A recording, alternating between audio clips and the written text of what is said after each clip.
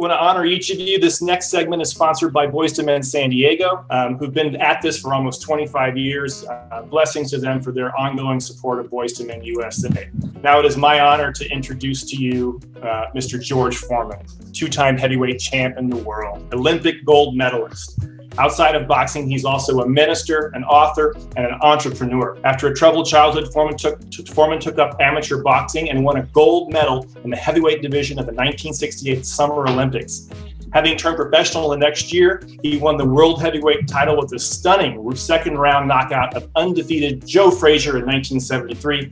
He went on to regain his title a second time in 1994 at the record-setting age of 45. George has gone on to write a children's book, found a youth center, which he funds personally, one of my personal heroes, and what an amazing man, Mr. George Foreman. Let's see if we can find him and get him to spotlight his video. Where is George? Hey, there he is. Good to see everyone. Awesome. So good to see you. Welcome, George. Thank you for being here, for supporting Boys to Men. Happy to be here. So you live in Texas, is that right? Yes, we are in Texas most of the time. So you were born in Marshall, Texas, and you live in Texas still to this day? Yes, as a matter of fact, I'm in Marshall, Texas as we speak, my hometown. Wow, that is awesome. That's so cool. So what's so special about Texas? I think Texas is really, if you really love being too hot and a lot of drought, lots of horses, you love Texas. We have Boys to Men has a mentoring center in Texas. Been there for over 10 years. Our boys absolutely love you. You're one of the most famous Texans. Our boys and mentors look up to you.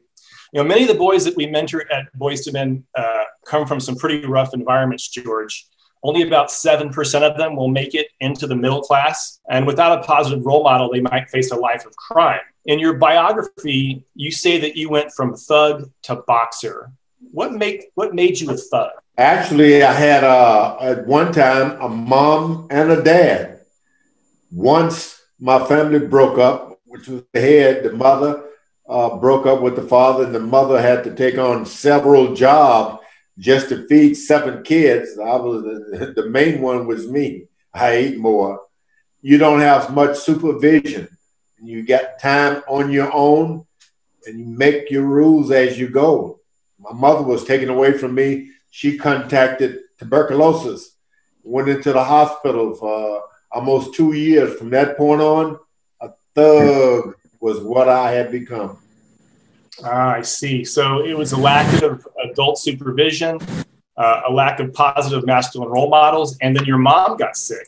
Yeah, once my mother got sick, because my mother really, I call her the first. If I became champ of the world twice, she was the reigning champion in my life because she did everything she could to keep me in line. And I was afraid of my mom. And but once my mother was taken away, there was no longer any fear. I became on my own. But it was my mother. You hear people saying a single family. If you got a mother, there's no such thing as a single family. You got a right hand and a left hook with a mother. When I lost the champ, boy, when the champ went out of my life, the streets, I belong to the streets. Wow. Whew.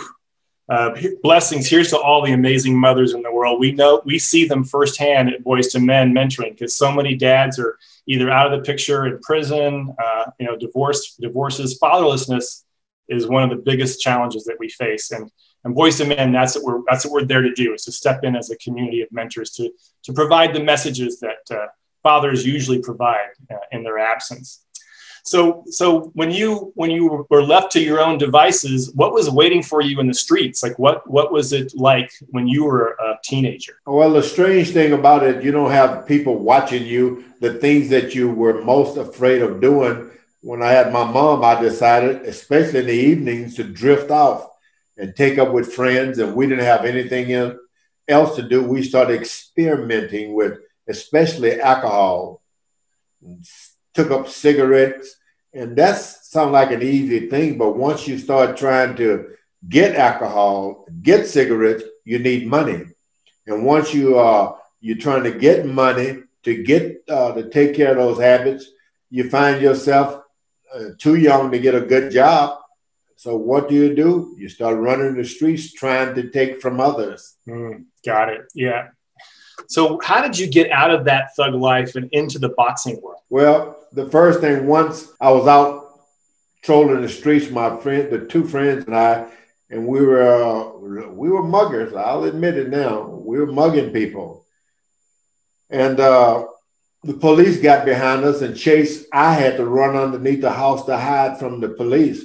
And as I was hiding from the police, my mom would meet with her sisters weekly, especially on Saturdays, and they would talk about their hometown of Marshall. They were in Houston by now, where I grew up. And they'd always boast as though it was some medal of some sort. Papa never raised a thief. None of us have ever gone to jail. Papa never had kids to go to jail. And they boast about that. And that night, running from the police, I used to hear that speech every week. I crawled under the house to hide from the police, and I thought they were going to send dogs, because if they couldn't find me, I thought the dogs would sniff me out. And as I lay under the house, I got scared and I covered myself from head to toe so the dogs wouldn't sniff me out. And you could see was busted sewage pipes and slop. And I didn't mind, because I covered myself from head to toe so that the dogs wouldn't smell me. And as I lay quietly, I could hear that mother's speech. Papa never raised thieves. There's never been a thief in the family. And I was so ashamed of myself.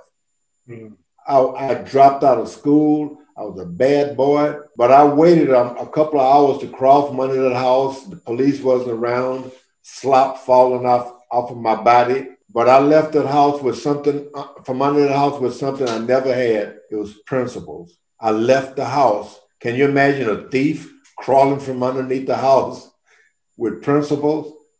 Because I said, I'm not a thief. I'm not a thug. I don't know why I was doing those things. And I left that house, and I'll never steal anything from anyone ever again. I had principles, you know. Wow, what a powerful moment in your life.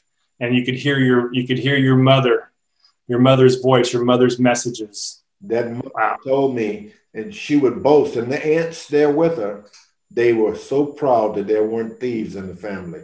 And look what I had become, so embarrassed. I picked up some principles along the way. You know, so many of our boys deal with shame, unexpressed shame in their lives. You had a moment, an epiphany in your life where you were able to essentially be your own mentor, using the words of your family to remind you of what was right, what were principles, what was an honor, what was integrity. That's powerful. And many of our boys don't have those kind of moments. Sometimes they never express their shame out loud. And in our mentoring circles, that's what they do. They actually have a chance to speak what's bothering them. There's a phrase that if you can't name it, you can't tame it. And to be able to say I'm feeling shame is sometimes the gateway for us to begin to actually communicate with the boys in our circle. So thank you for sharing that about you. So in that moment, how did you get from under the house into boxing? And you believe me, you say to yourself, I'm not a thief, so you're going to get a job. Couldn't find a job. And I heard about Lyndon Johnson, the president at that time, starting a program called the Job Corps. And one of my heroes did a commercial for it, Jimmy Brown, the running back for the Cleveland Browns. And I started trying to join the Job Corps, and I was accepted in. They said, if you're looking for a second chance in life, and I'd heard the stories of a great football player, Johnny Unitas, Jim Brown, and they had started with nothing and was given a chance. So I joined the Job Corps for a basic education program. That's where I got my GED, which I'm still proud of, General Education Diploma. And then while in the Job Corps, I learned construction, how to start, build things. I'd been accustomed to tearing up on many things, but I learned to build things in this Job Corps program. And one evening, by the way, I stopped stealing, but I hadn't stopped fighting yet. I still had a chip on my shoulder. And all the kids were in the day room listening to Muhammad Ali. He was Cassius Clay then, fighting Floyd Patterson. And after the fight was over, everyone looked at me, George, you're a big bully. You're so tough. Why don't you become a boxer? I said, okay, I'll show you. I'm going to become a boxer. And I went out to Pleasanton, California, to the next Job Corps Center. And I took up boxing. The coach didn't care too much for me, the original coach, but I told him I wanted to be a boxer, and I'd heard about a program. And he said, okay, I'm going to make a boxer. I ran from it a little bit because the first time he put me into the ring, I kept falling over myself. All the kids laughed me out of the gym. They had a little tournament. It was a joke. And I said, never again. But this Doc Broadus fella stayed with me. He said, you know what? If you stop fighting in the streets, you could be an Olympic champion. I didn't know what an Olympian was, but he stayed with me.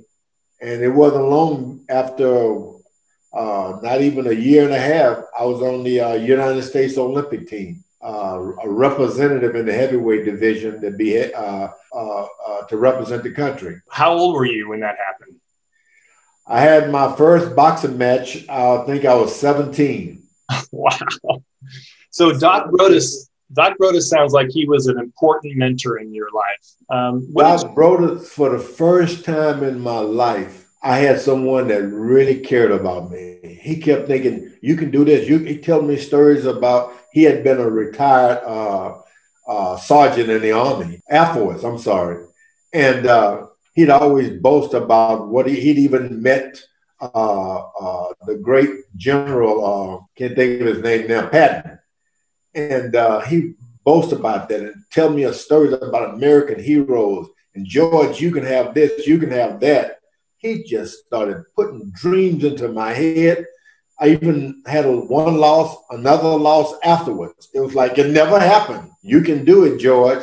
That was the first time I'd met someone who cared about me, Charles Doc Broadus, who would never give up on me. And I had my little setbacks, a little backslide I was in getting into fights, but he would always come to my rescue and say, let's go to work, pack my bags, take me to a boxing tournament. That's amazing. It goes to show you the power of what one caring adult can do for a person's life. That is just so beautiful. Unbelievable. Amazing. So what were some of the key messages? You shared a few, but anything that really stands out to you that Doc Broadus imparted to you during your training with him? Yeah, Doc Broadus, understand you. He explained to me the difference between a boy and a man. And I know, and that was the hardest thing for me, especially, was to grow up. He wanted to explain what growing up would mean.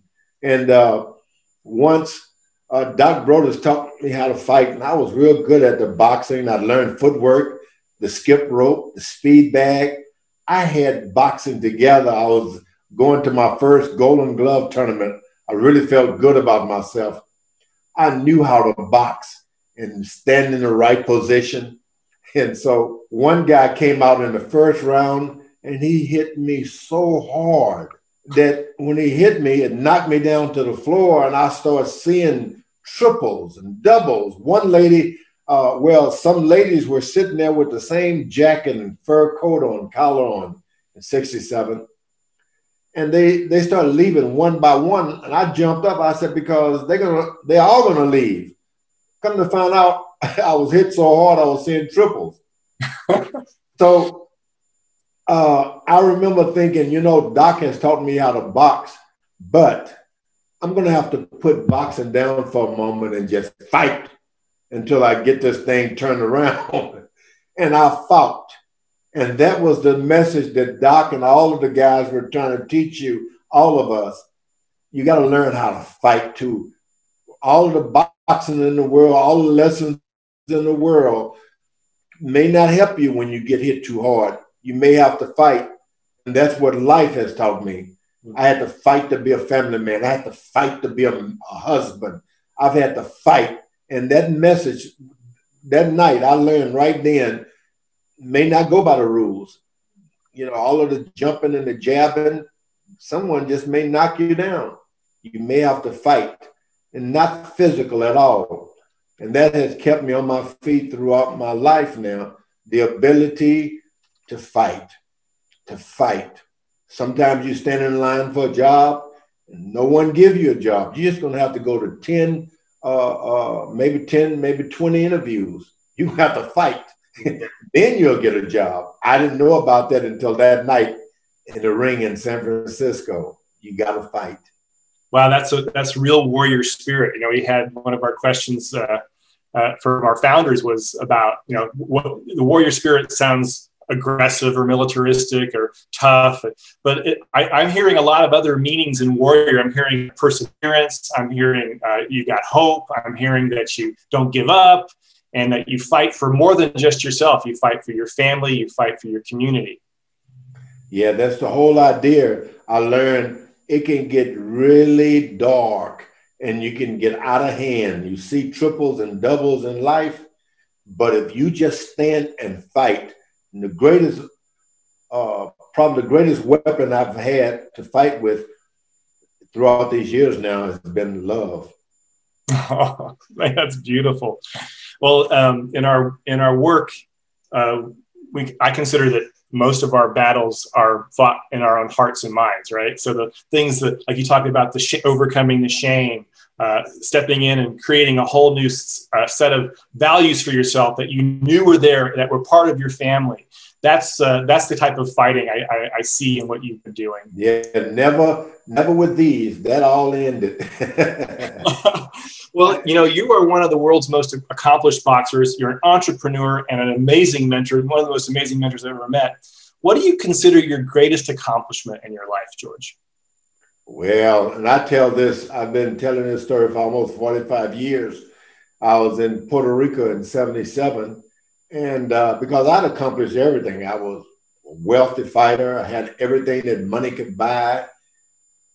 I only get depressed because I couldn't find anything to buy, anything else to buy, to pile up. But anyway, the night in Puerto Rico, I fought to a 12-round decision with Jimmy Young, and I went back to my dressing room to cool off, and I was walking and talking, and right within my thoughts, I got tired and I was scared. It was so hot, and I'd lost a boxing match, a 12-round decision. And as I was walking and talking, I said, you don't have to worry about the defeat. So I'm still George Foreman. I got money. I got wealth. I could retire right now, go home. I have a ranch in Marshall, Texas. We're still here. I said, you can go home and retire and die. What? Die? Who said that? Death sneaked into my conversation and I couldn't get it out. And I knew all those years after preparing myself physically to be the best I could, I was about to die in a dirty old smelling dressing room. And I heard a voice within my thoughts, and I thought it was me thinking, you believe in God. Why are you scared to die? And I was afraid. You believe in God? I said, everybody believes in God. That's no big deal. I mean, you know, I don't go to church or nothing like that. I'm not getting into that. The voice said, but why are you scared to die? And I started walking real quick because sure, I was afraid. I didn't want to die. I had my body just right. Had my money just right. I didn't want to die. So after fighting for a while, I realized as I was going back and forth that there was nobody I knew. This was a voice I'd never heard. And I tried to make a deal because I'd had money. I've been making deals forever. I said, I'm still George Foreman. You know, I can box and I can give money for charity and for cancer. And I heard something I'd never heard before. A voice said, I don't want your money. I want you. And I cried. And everybody's looking at me. I don't want them to say anything. About 8 men in the ring, in the dressing room after the fight. I don't want them to think that I'm depressed. Anyway, I lost myself. My legs fell. And after that, my legs drew up on me. And I was in a dark, deep nothing. Nothing. What if people explain to me, what did you see? I tell them nothing. But the most depressing dump yard of every sad thought you've ever had. And I got mad because I just didn't believe in religion. I said, I don't care if this is death. I still believe there's a God. When I said that, I was alive in the dressing room again, breathing, blood flowing through me. And I laid on the table. Evidently, they had picked me off the floor, and I started screaming, Jesus Christ is coming alive in me. Because I saw blood on my hand and on my forehead. No one else did. And I've never, after then, I went back home to Marshall, Texas, and Houston, Texas. For 10 years, I never made a fist again. I stopped boxing. I had something besides fight and principle. I had convictions. And I've been loyal to that conviction, to those convictions ever since. I never did. And our most profound event happened 10 years later. I was broke. And I realized the only job I knew was boxing. And it wasn't about hurting people at all. I learned to teach other kids never a punch in anger. I learned how to box again, never a punch in anger. And I went, after 10 years, I had a youth center to support where kids would come every day. Their parents would drop them off as if they knew I'd be there. And I couldn't close that youth center up. So I started boxing to gain and to keep those youth centers open. And after 10 years, the money ran out. I was gone. I had to go back into boxing. I was 315 pounds. I remember buying a scale that spoke back. It says 315. I said, you are one line scale. I stopped using that scale. But I had to start, people laughed at me and joked. How can George Foreman be the prodigal son of boxing? He's like the fatted calf. He'll never be champion of the world as long as his training camp is next to Baskin Robbins. I remember thinking, they're only saying these things because it's true. What am I going to do? I was out for 10 years and I fought my way all the way back to a contentionship. At the age of 45, I got my second chance to fight again. And this time I had something I'd never had before. And I told you I had my principles because I would train and I wasn't going to break any rules and I was going to fight. I wasn't going to cheat. And my convictions, which mean I could pray and things would turn out better. And I became, at the age of 45, almost 46, the oldest man ever to be champion of the world. But I picked up those tools along the way to help me. What a stunning accomplishment. It's amazing to be heavyweight champ twice and with that big gap in between. You became a born-again Christian in the 1970s and were ordained as a minister in 1978. I think you started your own church in 1980. Are you still a preacher? And if so, yeah, that's what I am. I moonlight as a grill salesman and all of that, but I'm a preacher. That's my profession. That's what I spend my time doing. A minister now with the Church of the Lord Jesus Christ. Started a church, my goodness, almost 40 years ago, over 40 years ago. You were 40 years ago. 40 years, that's how long I've been doing that. But I try to, and I've raised a lot of kids. We have 10 kids that I've raised, 5 daughters, 5 sons, and I spend a lot of time with children. And doing it. I even have 16 grandkids. Wow, congratulations. That's fantastic. 14 grandkids. See that? Oh, but I got 3 great-grands. That's what got me mixed up. Oh, there you go. Your brother Roy was volunteering at a church gym a long time ago, and that led to something special. What happened? Well, Roy, I left boxing. I became a minister. I put my suit and tie on, and you ain't going to get me around boxing. And I call that terrible stuff. I heard your friend talk about, what leads to violence and all of that. I said, hey, I'm not teaching anyone how to box or do anything like that. I'm not going to do it. And so I left boxing and I stopped by to visit my brother Roy at his gym that he was working with. And there was a lady who came in, her hair was all over her head. And you could see they're trying to get their kids. They were trying to get their kids out of the streets. And she gave me this look like, boy, is that George Foreman? He could really help my boy. And I gave her a look back and I said, if you need to help the kid, bring him to church. That's where you're going to learn something. They can learn anything with that boxing. And like the young man said earlier, so I inquired about the kids 2 months later. I don't know why. And my brother told me that kid had robbed a store, stop and go store. His friend, the storekeep shot his friend and he shot the storekeep. And that just broke my heart. That I was wanting to look so much like this nice preacher and walked away from all of that stupid boxing. I didn't want to get my name involved in that stuff again. And I could have saved a few lives if I hadn't been too uppity. Bring them to church. They never did come to church. And I took my life savings at that point with my brother Roy, and we started the George Foreman Youth Center. And I intended that I was going to spend time with kids. And I put up a boxing ring. Most of them would come there and just talk and show off anyway. I didn't care about making boxers. I wanted to make men, people, women too, because the girls would come too. I wanted to make human beings who didn't want to be followers, who could be leaders. And that was the beginning of the George Foreman Youth and Community Center. Wow, I'm so impressed with that. How do you sustain, how is that funded, the George Foreman Youth and Community Center? Well, so far it's been just George. I'd go around sometimes when I first opened the youth center, and I'd talk with different organizations, and I told them I need money. If I could help, they could help me. I could do this for the kids. And it seemed like they'd look at me and say, yeah, right. You just trying to find money for yourself.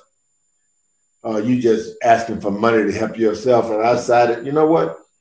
That's the reason I'm going back into boxing. A church organization was raising some money. And I saw myself behind waiting. And the preacher said, you know, let's help George with this ministry with helping his kids. And I felt so ashamed.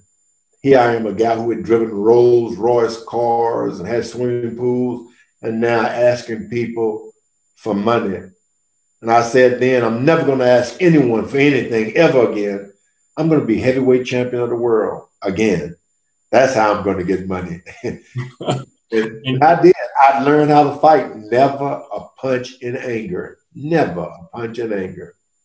That's a beautiful message. Well, you did it. You definitely did it. Can we have some Q&A from our participants? Can you mind taking a few questions, George? Yeah, I'm ready if you're ready. Yeah. Okay, so we have Ed, who's from Texas. He's part of our Boys to Men community in Texas. Ed, if you could unmute yourself and ask your question.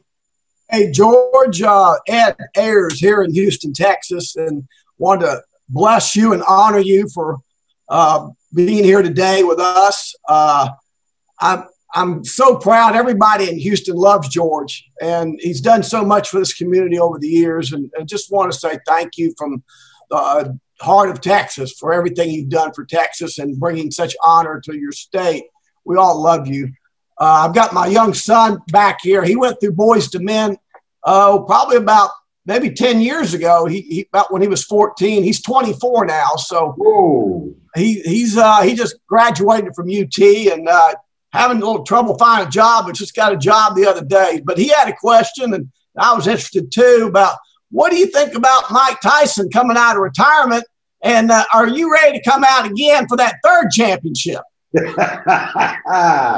Yeah, the Mike Tyson, you know, I have a wife. If I even bring up boxing, man, I could be in greater trouble with her than I was with Muhammad Ali. It's not going to happen. But I really enjoyed Mike Tyson and Roy Jones the other night. I enjoyed it so much. I bought it and listened and enjoyed it. It was a good thing. The whole world was looking at 50-year-old guys. I feel it for you. Thank you for that. And keep up the good work. Keep up the good work. All right. Thank you now. We have Rick from San Diego who has a question for you too, Joe. Hey, champ. What a joy to see you today, and I appreciate your support of Boys to Men. With all the success you've had and everything you've done, what are you most proud of? Oh boy. And the one thing that I'm most proud of, man, all the years I've been married, I never lost faith in my love of family. And if you ask me, what do you have can improve my marriage? I'm really proud of my marriage. Simple. A few things second to it, but that's the most important thing. And if I tell you I have a great wife, where's she? She can't hear you. Oh, she can't hear me? She can't hear you. Oh, no, man, she's tough.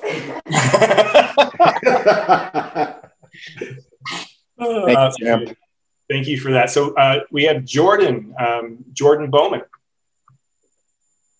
Jordan? Go ahead and unmute yourself, Jordan.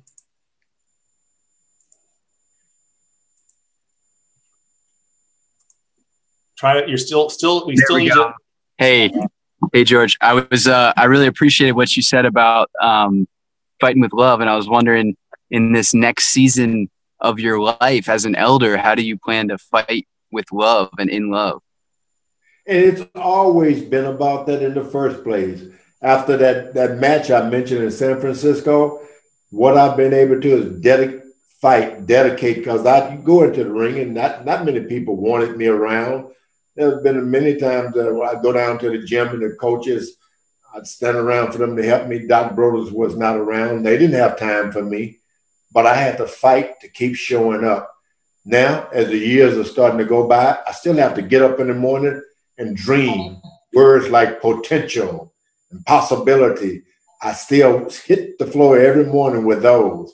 I got big things that I need to do. Outstanding. One of our co-founders, Joe Sigurdson, has a question for you, George. Okay. Hey, George, thank you for being here, man. It's freaking beautiful that you're here. Thank you so much. And I loved your answer that you're most proud of, because this is my wife, Nancy. Nan, come on in here and say hi to all these folks. And we've been together 44 years, George. Whoa! Yeah. We got a Boys to Men story. We were kids and we made it. So anyway, and I just wanted to ask you, I know that Archie Moore was part of your comeback, was he? Archie Moore, any boy can. Any boy. I was with Billy yesterday. We were out at Polo Grounds. We're going to get some kids involved in writing, and I was with Billy yesterday. But what was your best lesson from Archie? Archie Moore was position. Ha! In other words, no matter what, always be in position. You can get out of the way of a punch. You can land a punch if you're in position. He would always talk about position.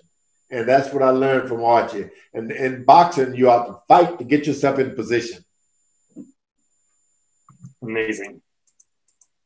Daryl Moment has a question. Daryl, please unmute yourself. Maybe Parth, you have to give him, ask him to unmute. There he is. Hey, Daryl, go ahead and unmute yourself and ask George your question.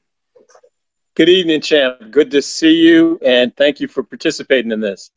With all that's going on globally, what are your challenges? What excites you about the future? I'm so excited about the future, and especially in science now.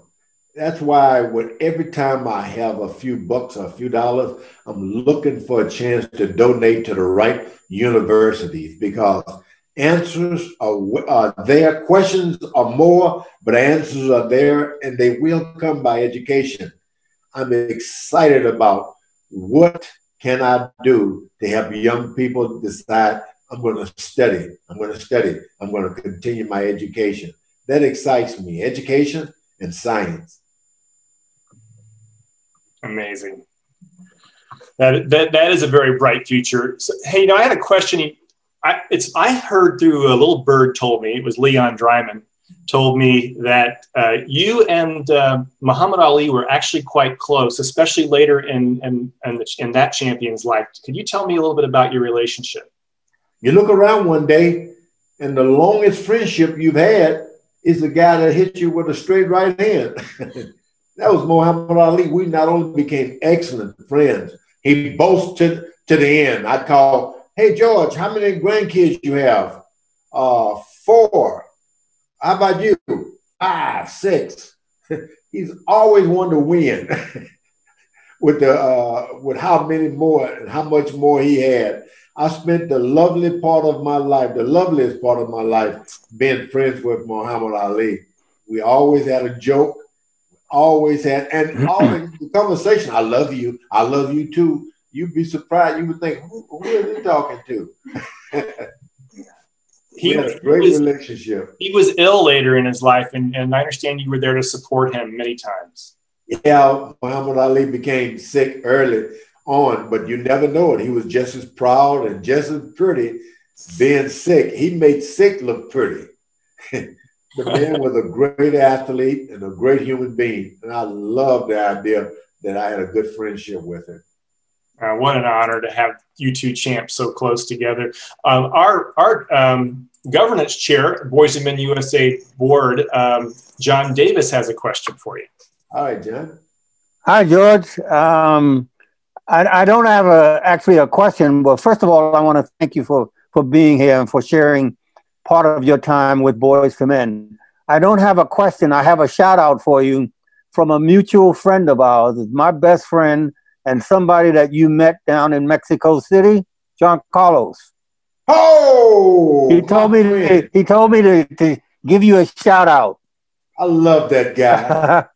I love him. I tell you, that's when he made the Olympics. Even before the problem started, he was Mr. Excitement. Wherever he went, there was some laughs and comedy. Get up off the ground acting like he's so tired and break a world record. What he can command the room, can he? I'm telling you, lovely guy. Yeah, we grew up in Harlem together. But thank you so much, man. Give him my love. I will. Thank you. Thank you, John. Steve Anderson. Yes, Mr. Foreman, it's so good to see you and hear your story, and to hear it come from you is just magic. You talked about your mother, you talked about your aunts. We don't have any thieves in our family.